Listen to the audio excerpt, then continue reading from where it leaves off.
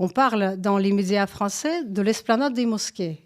Or, ce n'est pas l'esplanade des mosquées. L'esplanade des mosquées, c'est une substitution du mont du Temple. Et cette substitution commence en 685, quand le calife Abdelmalik décide de construire sur le mont du Temple une esplanade. La mosquée de Mar, c'est pas une mosquée, c'est un lieu de culte. Et puis une autre mosquée qu'on appelle Al-Aqsa. Mais il le fait parce que ça se trouve sur le lieu juif. À l'heure où le discours est véritablement une arme pour la propagation de l'antisémitisme, nous avons une pro du discours justement sur le plateau. Elle s'appelle Yana Grinchpoon, elle est cofondatrice de l'Institut du discours, elle est auteure, elle a une chaîne YouTube également qui s'appelle Perdition idéologique. On est ravis de l'accueillir. Yana Grinchpoon, bonjour et bienvenue. Bonjour Cathy et merci de votre invitation. Eh bien, c'est un plaisir. Alors l'analyse du discours, ça vous connaît. Alors on pourrait croire peut-être que ce livre que vous venez d'écrire, La haine en toutes lettres, le nouvel antisémitisme de Staline à Chomsky, jusqu'au 7 octobre, on pourrait croire que c'est un énième livre sur l'antisémitisme, sauf que là, vous démontez des mécanismes, on va dire, linguistiques qui remontent très loin, qui remontent, on va dire, en tout cas, qui englobent beaucoup de sphères différentes, le religieux, le politique, l'académique, même la sphère médiatique. Pourquoi c'est tellement important pour vous ? Vous savez, quand on m'a commandé ce livre, c'est une commande. Et c'est une commande qui vient d'une petite maison d'édition, qui n'est pas juive. C'est important de le dire. Ils m'ont demandé de faire un livre sur l'antisémitisme de la gauche. Évidemment, tout le monde en parle, mais je me suis dit que ce n'est pas suffisant. Il y a beaucoup de livres sur l'antisémitisme de la gauche. L'écriture de ces ouvrages a commencé dans les années 60. Et je me suis dit qu'il faut que je prenne ce problème par un autre bout, par le bout du discours. Parce que toutes les idéologies commencent par les mots. Personne ne naît avec une haine, personne ne naît haineux. On le devient, pour paraphraser Simone de Beauvoir, on le devient vraiment. Et c'est très important de comprendre que ce n'est pas seulement des mots, mais ce sont les dispositifs discursifs entiers qui dépendent des idéologies qu'ils véhiculent. Et donc, on aurait pu penser, effectivement, on pourrait même penser que c'est un livre où je prouve à une énième fois le théorème de Pythagore, mais cette fois-ci, je me suis dit que quelqu'un qui s'occupe de l'antisémitisme doit bien évidemment connaître l'histoire, mais c'est très important de montrer comment cette idéologie haineuse est née, se transforme à chaque fois et se diffuse avec les mots, par les constructions syntaxiques, par les stratégies rhétoriques et par les stratégies du discours dont on n'a pas parlé encore. Donc ça, je pense que ça a été la nouveauté. Alors, stratégie du discours dont on n'a pas parlé encore, ça veut dire quoi exactement ? Alors, je vous donne un exemple. L'armature de ce livre, c'est l'idée de la subversion du langage. Et c'est une idée qui m'a été inspirée à la fois par Shmuel Trigano, qui est mon maître à penser, et par un autre philosophe qui est aussi un ami, un maître à penser, Georges Elias Sarfati. Un jour, il a dit que l'antisémitisme ou la haine se trouve ou se cache plutôt dans les évidences du langage. C'est tellement évident qu'on n'y fait plus attention. Et donc, c'est cela qui m'a intéressée et j'ai pu observer en faisant mes recherches qu'il s'agit pour la plupart du temps de la subversion du langage. Alors, qu'est-ce que c'est que la subversion ? C'est le fait de déstabiliser l'ordre politique, la société, pas que le langage, c'est le fait de détruire, déconstruire la société ou, disons, des formations qui existent déjà. Et donc, qu'est-ce que c'est pour le langage, eh bien, c'est le fait de dépouiller les constructions sémantiques de leur sens, de changer la syntaxe, de proposer de nouvelles collocations inédites, de proposer de sens nouveaux qui n'étaient pas propres à des mots, d'un côté. Et d'un autre côté, et je termine ça, c'est aussi le fait de sortir les Juifs de leur propre discours, de leur propre histoire. Et de reprendre à son compte une histoire qui n'est pas la sienne, en fait. Exactement. Et donc, vous avez très bien dit au début, en présentant mon livre, que cette subversion commence non pas au XXe siècle, même si l'ensemble de mon ouvrage est consacré au discours anti-juif qui sont diffusés depuis le XXe siècle, leurs sources sont très lointaines. On va dire dans la Bible, alors. Bien sûr. Le peuple déicide. Bien sûr, ça commence avec le christianisme et ça continue bien évidemment avec l'islam. Quand on parle de la subversion, on peut dire qu'il y a plusieurs stratégies de la subversion. La première, c'est la substitution. C'est quand on met quelque chose à la place d'autre chose. C'est exactement ce qui s'est passé avec le christianisme. L'idée essentielle de Saint Paul, c'était de dire que le vrai Israël remplace l'Église et le vrai Israël remplace l'ancien Israël. Verus Israël, c'est l'Église, c'est le christianisme, enfin c'est tout ce qui en émane. Ça, c'était la première substitution. Il faut se souvenir de l'Épître aux Galates où Saint Paul dit qu'il n'y a plus de Juifs, il n'y a plus de Grecs, il n'y a plus d'hommes, il n'y a plus de femmes, il n'y a que l'homme universel. Ce qui il nous amènera plus tard à l'universalisme qu'on observe aujourd'hui en France. Mais ça, c'est bien plus tard. Ça, c'était la première substitution historique. La deuxième, elle était encore pire, c'était la substitution qui a été faite par le texte coranique, par l'islam, où la parole juive a été complètement substituée par la parole d'Allah. Et les juifs, dans le texte coranique, sont présentés comme les musulmans. Donc, en fait, ils étaient complètement expulsés de leur histoire et déclarés comme des pervers, comme ceux qui se sont accaparés la parole d'Allah. Donc là, c'est la deuxième substitution qui est toujours existante. Elle est beaucoup plus existante que la substitution chrétienne. Donc, c'était la base de mon travail. Ce qui est fou, c'est que vous pointez dans des domaines quand même très éloignés.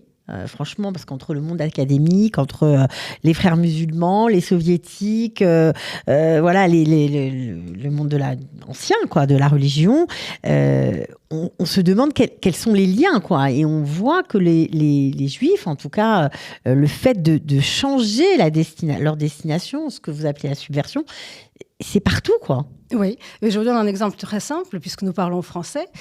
Prenons le terme Cisjordanie. Il n'y a pas de Cisjordanie dans l'histoire juive. Il y a la Judée, la Samarie. La Judée, c'est la racine, la patrie, le centre symbolique spirituel du peuple juif. Or, quand on parle français, on parle de la Cisjordanie. Le terme est nouveau, il apparaît à peu près dans les années 50. Et c'est un terme qui se substitue au terme Judée. Et c'est d'ailleurs pour ça que Mathilde Panot s'est plantée un jour quand on lui a demandé où se trouvait la Cisjordanie, où elle ne savait pas de quoi il s'agit. Ouais, parce qu'en anglais, on dit West Bank, mais ça veut dire qu'il s'agit de la direction du fleuve Jourdain, mais elle ne le savait pas. Et donc, en fait, ça lui a joué de mauvais tours. Ce qui me fait dire que la réalité n'a aucune importance. Ce qui compte, c'est l'idéologie. Mais ça, on en parlera peut-être plus tard. Un autre exemple, c'est le terme Palestine. C'est quand même l'exemple classique. Le terme Palestine a été donné à la Judée par l'empereur Adrien pour justement expulser la trace de la présence juive dans le langage. Et puis les Juifs étaient expulsés de Jérusalem et ils avaient l'interdiction d'y rentrer. Autre exemple, pour la langue française en tout cas, on parle dans les médias français de l'esplanade des mosquées. Or, ce n'est pas l'esplanade des mosquées. L'esplanade des mosquées, c'est une substitution du mont du Temple. Et cette substitution commence en 685, quand le calife Abdelmalik décide de construire sur le mont du Temple une esplanade avec c'est pas une mosquée. La mosquée de Mars, c'est pas une mosquée, c'est un lieu de culte. Et puis une autre mosquée qu'on appelle Al-Aqsa. Mais il le fait parce que ça se trouve sur le lieu juif. Mais c'est ça qui est très difficile et que je pense que vous pointez très bien dans le livre. C'est qu'il y a, sous couvert d'une certaine morale, on a l'impression qu'on dit la vérité en fonction. En fait, quand on dit l'esplanade des mosquées, bah oui, c'est vrai, on ment pas, il y a 2 mosquées sur l'esplanade, c'est vrai. Et on a l'impression que c'est un mensonge déguisé sous forme de vérité, et donc ça passe, quoi. Mais ça passe parce que personne ne connaît l'histoire. C'est ça. Le problème, évidemment, c'est aussi l'ignorance. Quand on vous dit l'esplanade des mosquées tout le temps, et en fait, quand on regarde le discours médiatique, en français, c'est récurrent. Mais quand vous regardez les médias en anglais, les médias pro-palestiniens, si je peux dire, parlent de l'esplanade des mosquées. Et les médias qui sont, je ne sais pas si ça existe, les médias neutres, je pense que c'est une invention du siècle dernier, ça n'existe pas. Mais en tout cas, ils parlent du mont du Temple, en anglais. En français, on a de manière régulière l'esplanade des mosquées. Ouais, et donc, évidemment, les gens pensent que ce sont les Juifs qui sont venus ici, sur cette terre qui est la leur, la nôtre, pour la coloniser. Comment ils le pensent ? C'est pas qu'ils le savent, ils le pensent parce qu'ils entendent l'esplanade des mosquées, les Juifs colons. Donc ça va ensemble. Mais ce n'est pas parce qu'un mensonge est plus simple qu'une vérité à démontrer, parce qu'on a l'impression qu'il faut démontrer, et quand on doit démontrer, alors c'est faux. Il y a quelque chose de trop compliqué pour que ça passe. C'est pas une histoire de complication, c'est une histoire de propagande, c'est une histoire de diffusion massive. Bien sûr. Parce que si vous regardez le paysage français, même si je parlais dans mon livre du paysage international, vous voyez quand même que cette substitution, elle est présente absolument partout. Elle commence pratiquement à l'école maternelle. On la trouve dans des manuels, on la trouve dans des dictionnaires. Par exemple, j'en parle dans mon livre, quand mes enfants m'ont montré que dans le Robert Junior, Jérusalem, c'est la capitale de la Palestine, eh bien, vous comprenez que ça commence très tôt. C'est ce qu'ils apprennent, les enfants, à l'école. Peut-être qu'on ne le dit pas de cette manière, peut-être qu'on essaie de le présenter autrement. Mais ça existe. Vous vous souvenez qu'il y a quelques mois, on a trouvé un manuel d'histoire où on présentait le 7 octobre comme la réponse à la colonisation. C'est-à-dire que le massacre du 7 octobre n'a pas été mentionné. Heureusement, il ne circule pas. Ce n'est pas un manuel, c'est une préparation, je crois, au bac ou quelque chose comme ça. Donc ça veut dire que c'est absolument partout. Cette histoire révisitée, elle est partout. Et pour savoir la vérité, il faut faire des recherches. Et quand vous faites des recherches, là, c'est très important de le dire, on va vous dire, mais vous êtes juif. Donc, vous êtes parti pris, vous n'êtes pas neutre et donc vous mentez. Sauf si vous êtes juif antisioniste et vous soutenez le discours anti-israélien. Dans ce cas-là, vous êtes fiable. Il faut en tenir compte. C'est très important dans l'argumentation et dans le savoir, parce que même si vous présentez le savoir, enfin, vous transmettez le savoir, on peut ne pas vous croire parce que votre essence, on la soupçonne d'être déjà pécheuse, si je peux dire. De par la nature, vous êtes juif, oui. vous êtes coupable, quoi. Oui, tout à fait. L'histoire n'a pas beaucoup évolué. Alors, ce qui est intéressant aussi, c'est que vous parlez bien évidemment des frères musulmans, vous parlez de Yasser Arafat, que vous présentez en tout cas comme un frère musulman, ce que les gens ignorent. Oui, alors on sait souvent, je dis on sait les historiens, que l'OLP, c'est une création soviétique, que Yasser Arafat, y compris l'image de Yasser Arafat, a été créée dans les officines du KGB. Mais il faut savoir que Yasser Arafat faisait partie de la confrérie étant jeune. Il est très proche de Haj Amin al-Husseini, qui est le leader des frères musulmans palestiniens, de la branche palestinienne. Et que quand les soviets décident la création de l'OLP, parce que c'est toute une guerre contre le monde occidental et puis contre Israël, bien évidemment, ils comprennent, et c'est ce qu'on apprend aux gens de l'OLP, qu'il faut tenir un autre discours. On ne peut pas tenir le discours islamique aux Occidentaux, parce qu'il fallait aussi diffuser toute la propagande anti-juive, et je dis bien anti-juive, pas anti-sioniste, en Occident. Et donc, tout le discours que Yasser Arafat prononce en anglais ou en français, c'est un discours qui est à la mode. C'est-à-dire que c'est un discours de l'idéologie dominante, discours du tiers-monde, discours de la libération des peuples. Nous sommes à peu près à l'époque de la décolonisation. C'est la guerre de l'Algérie, etc. Et donc, Yasser Arafat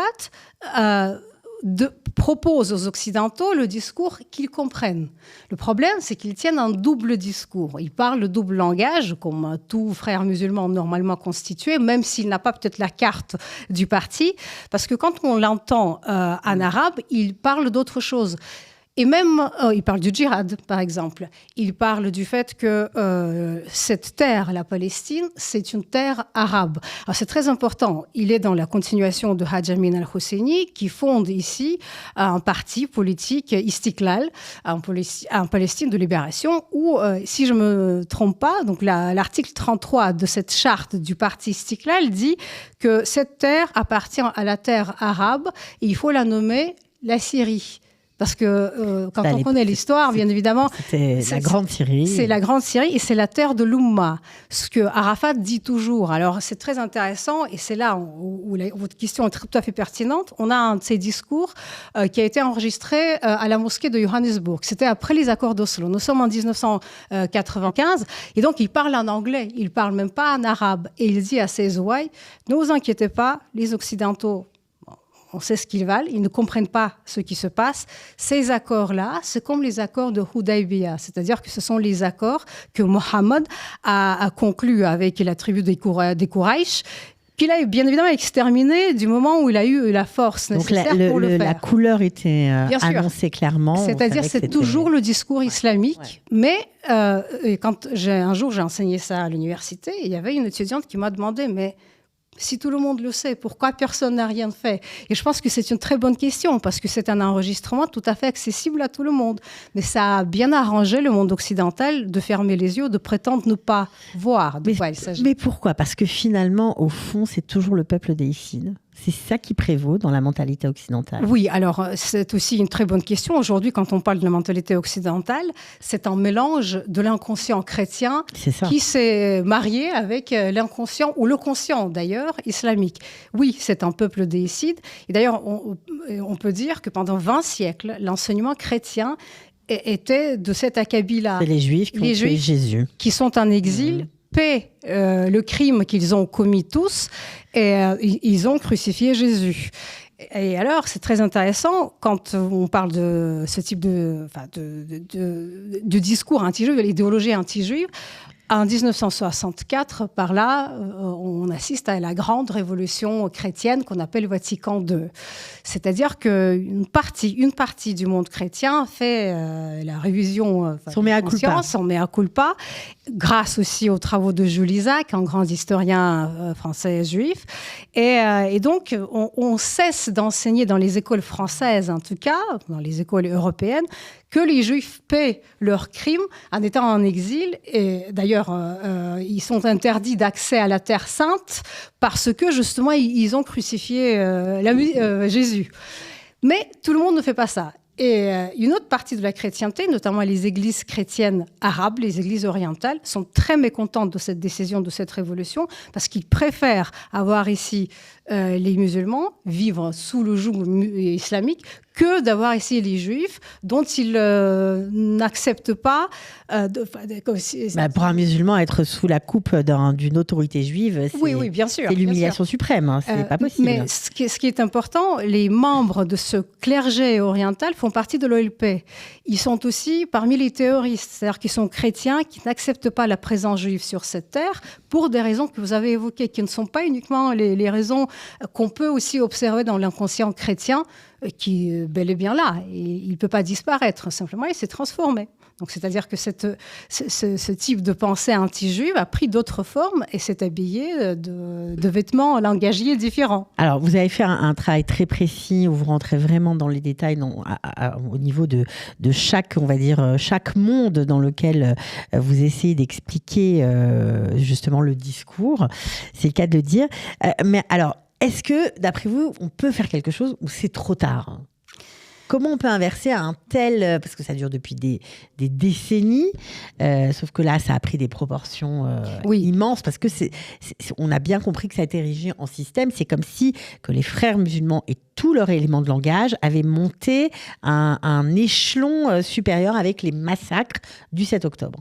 Ce n'est pas que les frères musulmans. Enfin, en gros, aussi, toutes les associations... Bien sûr, c'est la rencontre de la gauche qui a été antisioniste ou toujours anti-juive avec les discours islamiques. Et pas que les frères musulmans, ils ont intellectualiser la cause palestinienne. Par exemple, Khomeini, Ayatollah Khomeini, commence à s'y intéresser de près quand il découvre Arafat, parce qu'il n'a pas connu Arafat dans sa jeunesse. Et donc, cette cause n'a pas toujours été la cause qu'on connaît. Elle est devenue une sorte de cause abstraite ontologique avant le 7 octobre.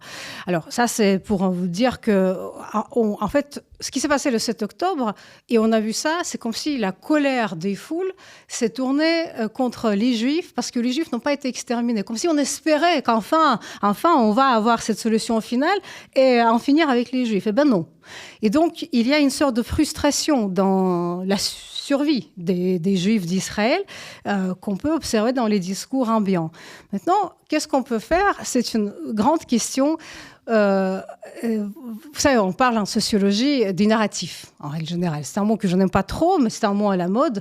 Et donc, on dit qu'on vit dans un monde où les narratifs anti-juifs sont anti-présents. Où que vous alliez, que ce soit à l'université, que ce soit à l'école, que ce soit les médias, que ce soit le discours diplomatique. Je rappelle la reconnaissance de l'État de Palestine par Macron, mais ce n'est pas une nouveauté parce que Mitterrand a déjà invité dans son temps Yasser Arafat comme chef d'État qui n'existait pas. Donc, ce n'est pas une nouveauté, il faut juste se rappeler l'histoire. Il me semble que cette génération est foutue.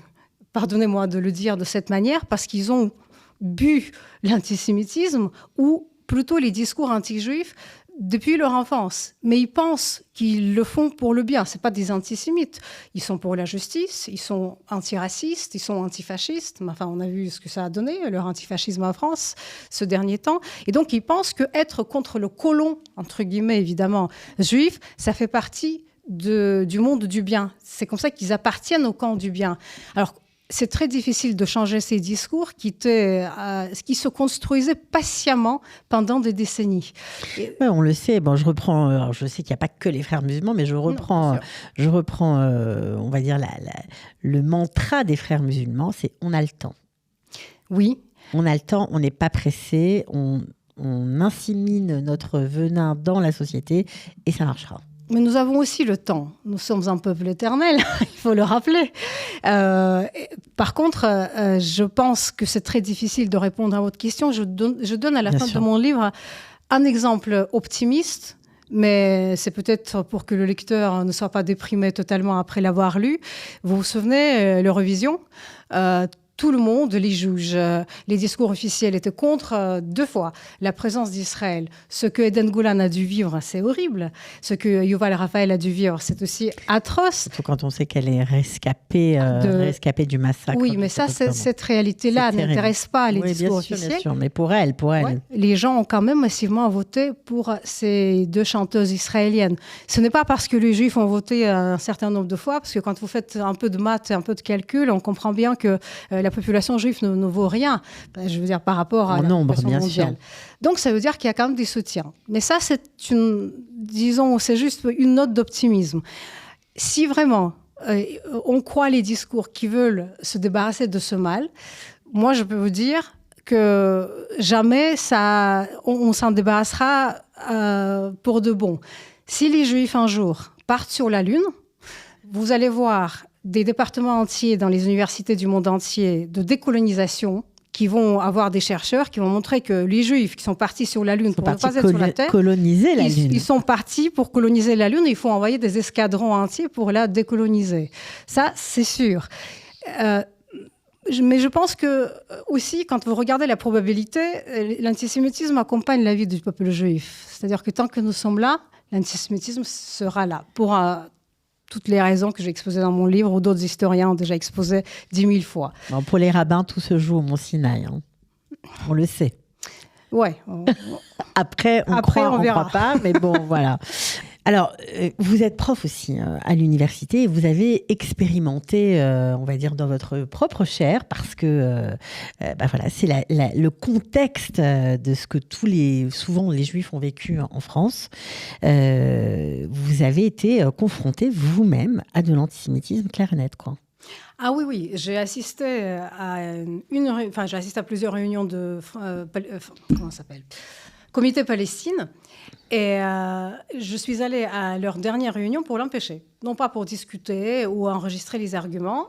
Et donc, suite à ce passage, mes relations avec le Comité Palestine de mon université étaient très tendues. J'ai réussi à virer de cette université le leader, le chef de ce Comité Palestine, qui était libanais et qui était affilié de manière indirecte au FPLP. FPLP, c'est une organisation terroriste. Et nous avons dans notre université, et je ne suis pas sûre que tout le monde ait été expulsé, les membres de cette organisation, les membres... Quelle université? Parce que vous ne l'avez pas précisé. Paris 3, Sorbonne Nouvelle, c'est très important de le savoir. Le comité Palestine avait une revue qui s'appelait de manière très pastorale l'Olivier, d'accord, où on pouvait lire les extraits de la charte de l'OLP. En fait, c'est la charte qui dit qu'il faut mener la libération jusqu'au bout. C'est d'ailleurs de cette charte-là que vient le slogan de la mère. Mais il n'a jamais été amendé non plus. C'est-à-dire que quand on nous raconte qu'il a été amendé, c'est faux. Il n'a jamais été amendé. Parce que pour l'amender, selon l'article 33 de la même charte, il faut que la majorité du Parlement palestinien vote pour. On n'a jamais eu la réunion de ce Parlement. Donc ça, ce sont des mensonges. Bref, et donc c'est une revue, finalement, qui appelle à l'extermination des Juifs. Et comment, en fait, j'ai connu ça? Après le 7 octobre. L'Université Paris 3 était couverte d'affiches, de pancartes, comme beaucoup d'universités françaises, Free Gaza, From the River to the Sea, etc., etc. Et donc, un jour, je sors de la fac et je vois une fille toute de drapeaux palestiniens vêtue et je lui dis, alors, qu'est-ce que vous vendez? Quelle est votre marchandise? Elle me dit, allez parler avec mon collègue. C'était ce collègue-là qui était membre du FPLP, qui a participé à des manifestations violentes contre les femmes juives les années qui ont suivi la guerre. Et donc, je lui ai parlé pendant 1 heure. J'ai fait le récit de cette conversation dans Causeur, ils ont publié cet article. Et donc, il m'a dit clairement, vous, les Juifs, parce que je me suis présentée comme ce que je suis juive, je suis israélienne, et je suis sioniste, c'est-à-dire tout ce qu'ils détestent le plus au monde. Et il m'a dit, vous devez rentrer en Pologne. Je dis, c'est classique. Pourquoi en Pologne? Et qu'est-ce qu'on va faire avec l'Iran et l'Irak? Qu'est-ce que tu fais avec ces gens-là? J'ai demandé s'il savait qu'il y avait des pogroms juifs dans le monde arabe. Il dit, oui, je sais, mais c'est le Mossad qui l'a organisé. Et donc, tout son discours était de cet acabit-là. C'est-à-dire que c'est un discours révisionniste, négationniste, où, clairement, elle disait que le but des Arabes du monde entier, c'est de foutre les Juifs à la mer. Mm-hmm. En gros, c'est le discours qu'on connaît depuis le premier président de l'OLP. Et ça, c'était Ahmed Shukeri. Et c'est un discours qui est très présent parmi les jeunes. Peut-être que tous les jeunes n'y participent pas. Statistiquement, tous les jeunes français ne veulent pas tuer du juif. Et tous les musulmans français étudiants ne veulent pas tuer du juif. Mais c'est un discours qu'il entend tous les jours pratiquement. Donc ces gens-là, je les connais, ils me connaissent très bien. Et donc quand je viens à l'université, souvent je vois des gens qui me rencontrent avec les kéfiers pour me provoquer. Bon, ça provoque rien du tout parce que moi aussi j'arrive avec mes attributs propres. Mais c'est une histoire c'est une guerre en fait, si vous voulez. Et c'est une guerre d'usure où nous n'avons pas le droit de baisser la tête. Je pense que c'est notre devoir. On a une responsabilité. On a notre responsabilité. Et moi, en tant que professeur, je n'enseigne pas l'histoire de l'antisémitisme à l'université, mais j'ai proposé beaucoup de fois, de manière tout à fait ouverte et claire, d'intervenir dans les débats pro-palestiniens, pro-Hamas, pour exposer mon point de vue. Personne n'a jamais voulu le faire. Mm-hmm. Voilà. Mais il faut savoir que... Mais vous ne baissez pas les bras, vous retenterez l'expérience. Nous n'avons pas le droit, en tant que juifs, de baisser les bras. Je pense que ça, c'est notre devoir et ça, c'est écrit dans tous les livres des prophètes. Donc, il faut qu'on continue, même si on peut avoir l'impression que ce combat est perdu d'avance, parce que justement, vous avez dit qu'il y a partout les discours qui envahissent la planète. Mais nous sommes un peuple éternel. Bon, en tout cas, voilà, c'est vraiment un livre intéressant, surtout parce que vous pénétrez différentes sphères qui ont été contaminées par ces éléments de langage terribles qui nous ont fait énormément de mal. Donc, c'est intéressant de s'y pencher. Je redonne le titre pour ceux qui sont intéressés. La haine en toutes lettres, le nouvel antisémitisme de Stalina Chomsky. Voilà, on a des figures aussi dans ce livre importantes, des figures qui ont défendu le peuple juif. Et voilà, c'est toujours intéressant vraiment de s'y pencher et d'en apprendre plus, parce qu'au moins on comprend ce qu'on a traversé, quoi. Donc c'est toujours très intéressant de s'y pencher. Mais aussi des juifs qui n'ont pas défendu le peuple juif. Ah oui, il y a tout le monde pour le détruire. Oui, il y a tout le monde. Tout le monde en prend pour son grade, ça c'est sûr. En tout cas, merci beaucoup d'avoir été présente aujourd'hui et de nous avoir exposé votre travail. On se reverra sûrement bientôt. Merci beaucoup, Cathy. À bientôt. Au revoir.